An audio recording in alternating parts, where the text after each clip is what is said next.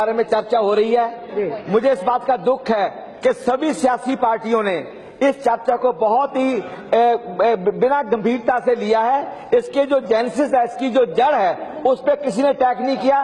बाबा भीमराव अम्बेडकर ने कहा था कि दलितों के दो दुश्मन हैं, एक ब्राह्मणवाद, न ब्राह्मण नहीं ब्राह्मणवाद, और दूसरा पूंजीवाद।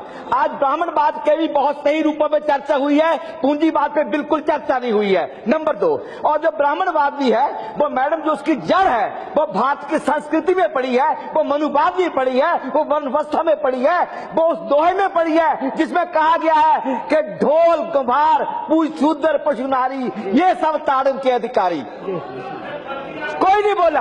और मैं बताता हूं मैडम, हमारा इतिहास, हमारा जो हमारी संस्कृति है उसमें द्रोणाचार्य वो गुरु हैं जिन्होंने एकलव्य का, एक दलित बॉय का, भील लड़के का अंगूठा इसलिए मांग लिया कि उसके स्वर्ण जाति के शिष्य अर्जुन से वो आगे न निकल जाए। इस बात पर किसी ने चर्चा नहीं की कि इसके जो संस्कारों में जो जकड़ा हुआ, हम हिंदुस्तान जकड़ा हुआ है, हम सब जकड़े हुए हैं, उससे हम कैसे छूटेंगे, कैसे निजात पाएंगे, किसी ने चर्चा नहीं की। मैडम मैं आपसे बताना चाहता हूं कि जब हम कहते हैं कि धर्मवीर शर्मा, वो गुप्ता, वो मौर्य, वो चतुर्वेदी, वो मुखर्जी, तो हम समाज को ये कह रहे हैं कि मैं चमार नहीं हूं।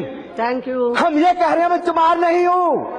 ये हमारी संस्कृति है, ये हमारे अंदर मन तक बसा हुआ है। ये जाति व्यवस्था, इसको अगर तोड़ना है तो हमें कठोर कदम उठाने पड़ेंगे, हमें क्रांतिकारी कदम उठाने पड़ेंगे।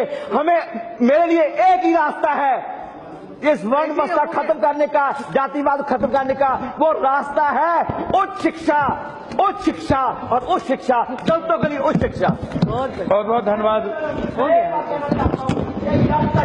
औरतों के लिए मर्द आगे नहीं आएंगे, अल्पसंख्यकों के लिए बहुत संख्यक आगे नहीं आएंगे, और दलितों के लिए गैर दलित नहीं आगे आएंगे, तब तक इस देश का कभी उद्धार नहीं होगा।